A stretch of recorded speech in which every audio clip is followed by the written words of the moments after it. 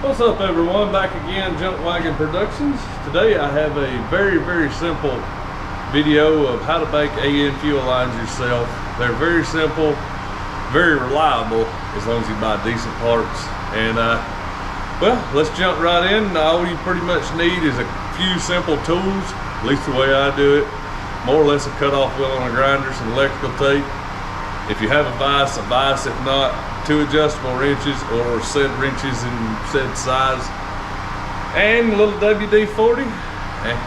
It's a really simple task. And I'm just going to run from the fuel pump to the carburetor, or well, the regulator before the carburetor, but real quick, simple video. So let's dive right in and I'll show you how simple this is.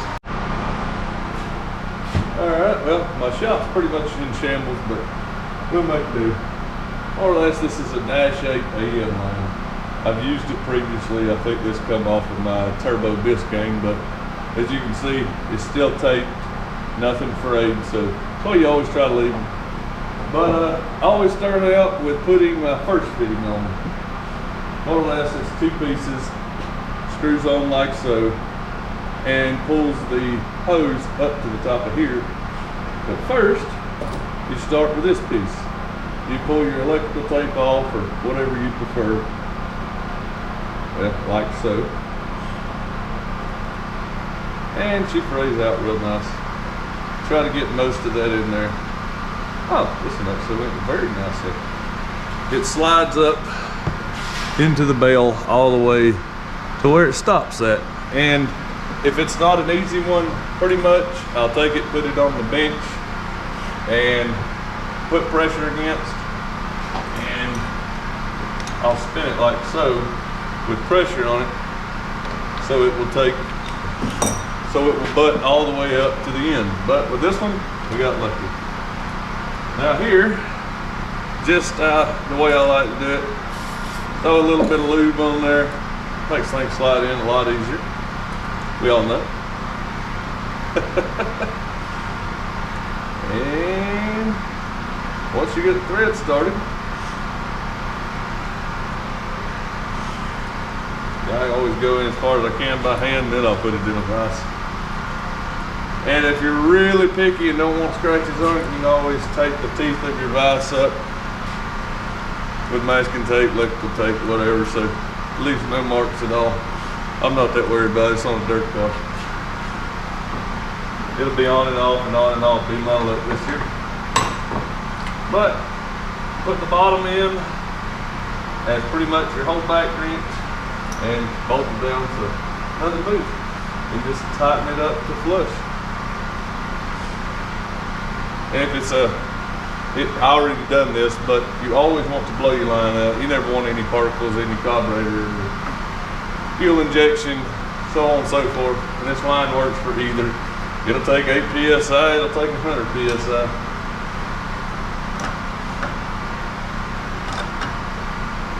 And if you're running E85, you may want to have one of those lines with a liner in it. It's plastic liner on the inside.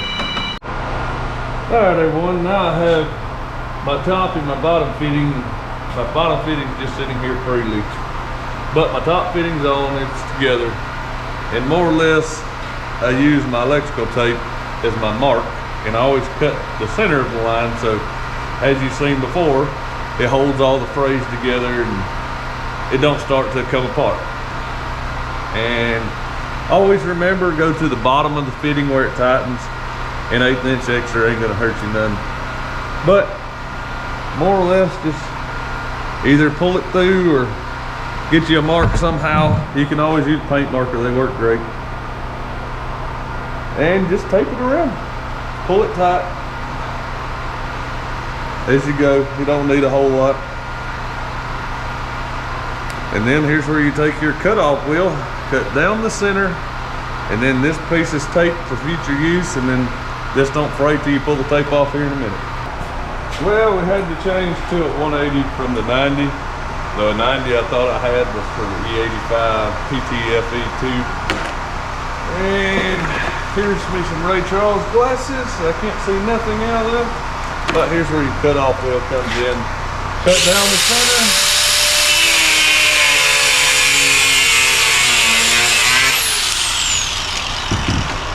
Then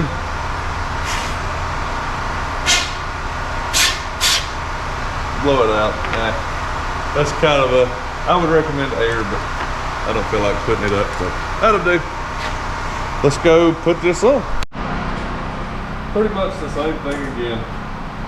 Peel your tape. You can find the end.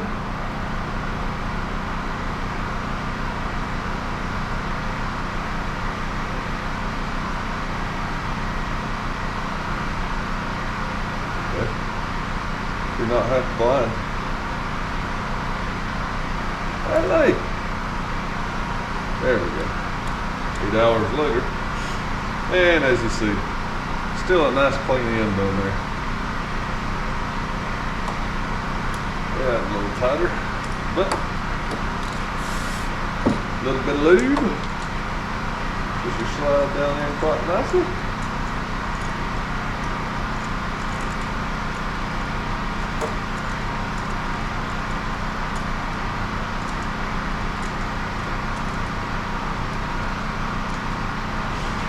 Back to the vise. For me anyway. It works several other ways, but it's the way I like to do it. And round we go till she snugs up. Sometimes these things will snug really, really tight. And if you're scared of it and you don't want to tighten it anymore, you can always pressure test them as well. They sell pressure test kits for these. And as long as they hold, 80 to 100 PSI, perfect.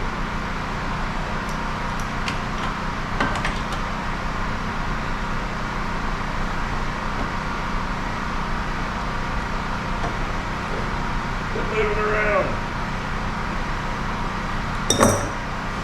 And there we are, snug, perfect. And some of these you have to make sure you orient your fitting. Some of them don't spin. I swear I have my wife's hair or a spider web on my face.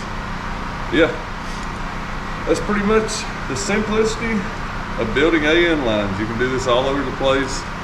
And if you have a long run, you can always use zip ties loosely fitted to give you the idea and the length that you need.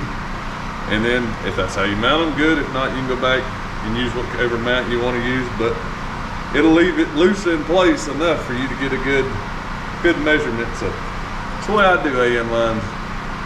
Well, if you like this video, please subscribe, like, comment, share, any of the above.